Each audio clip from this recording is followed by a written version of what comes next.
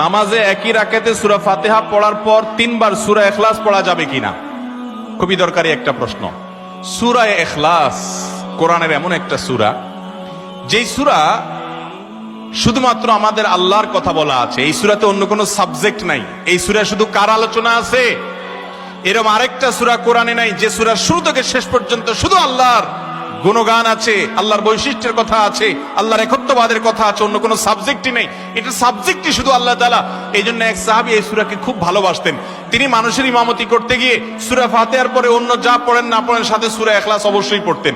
দুইজন সাহাবীর জীবনে এরকম ঘটনা পাওয়া যায়। একজন সম্ভবত মসজিদে কুবার বা এরকম কোন মসজিদের ইমাম ছিলেন, আরেকজন জিহাদের ময়দানে এই কাজ করতেন। সাহাবীরা এসে বলছেন, ইয়া রাসূলুল্লাহ, উনি নামাজ পড়ালে অনেক লম্বা সময় ধরে সালাত আদায় করে, আমাদের কষ্ট হয়ে যায়। নবীজি ডেকে বলছেন, তুমি কেন এই কাজ করো? বললেন, ইয়া রাসূলুল্লাহ, সূরা ইখলাস, এখানে আমাদের রবের কথা বলা হয়েছে, আমার রবের পরিচয়ের উল্লেখ দেওয়া হয়েছে।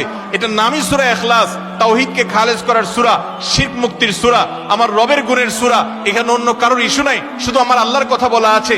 এই জন্য সূরার মর্মটা, এর অর্থটা আমাকে খুব স্পর্শ করে, আমার খুব ভালো লাগে। এই জন্য সূরা ফাতিহার পরে অন্য যা পড়ি না পড়ি, অতিরিক্ত সূরা হিসাবে, সূরা মিলার অংশ হিসাবে সূরা ফাতিহাটা আমি অবশ্যই পড়ি।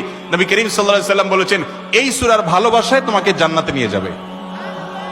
এই জন্য ভাই দেখবেন সকাল সন্ধ্যায় সূরা ইখলাস, সূরা ফালাক, সূরা নাস 3 বার 3 বার, সকাল সন্ধ্যার পাশাপাশি 5 ওয়াক্ত সালাতের পরে একবার, রাতের শোয়ার সময় আবার 3 বার 3 বার, মানে সূরা ইখলাস এতবার পড়ার আল্লাহ তাআলা ওজিফা করে দিয়েছেন। আমরাও সূরা ফাতিহা সবচেয়ে বেশি পছন্দ করি। এই মজলিসে যত লোক আছেন, আমার বিশ্বাস বেশিরভাগ মানুষ সূরা ইখলাসকে মহব্বত করেন, তবে সেটা ওই সাহাবীর মহব্বত করে না, নামাজ শর্ট করার জন্য। ঠিক না?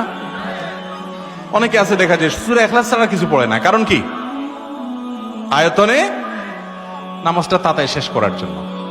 এইটার কারণে জান্নাতে যাবেন না, আবার খুশি হয়ে যায় না যে আমি এত বেশি বেশি পড়ি।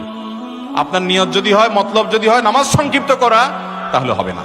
এই জন্য ভাইরা আমার, সূরা ইখলাসটা নামাজের মধ্যে কেউ যদি পড়েন বিভিন্ন রাকাতে, সূরার মর্ম উপলব্ধি করে তিনি ইনশাআল্লাহ সওয়াব পাবেন।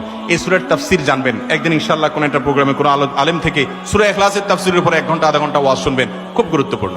সূরা ইখলাস এটা যদি কেউ 3 বার 4 বার 5 বার পড়ে, শুধু সূরা ইখলাস না, অন্য সূরাও, সূরা ফাতিহার পরে আপনি সূরা ইখলাস 3 বার পড়লেন, সূরা ইযা জা 2 বার পড়লেন, অন্য সূরা 3 বার পড়লেন, কোনটা রিপিট করলেন, একই আয়াত বারবার পড়লেন, এটাতে কোনো অসুবিধা হবে না।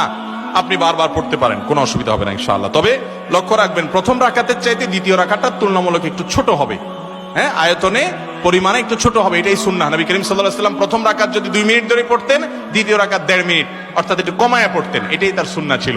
বাস এরপর আপনি এবার সূরা ফাতিহার পরে 1 সূরা বারবার পড়েন, হ্যাঁ, কয়েক সূরা বারবার পড়েন, বা অন্য একটা সূরা পড়ে আরেকটা সূরা বারবার পড়েন। সূরার মহব্বতের কারণে, মর্মের কারণে, একই আয়াত জাহান্নামের কথা আছে, জান্নাতের কথা আছে, আল্লাহর কথা আছে, সেজন্য আপনি বারবার পড়েন, কোনো অসুবিধা নাই ইনশাআল্লাহ।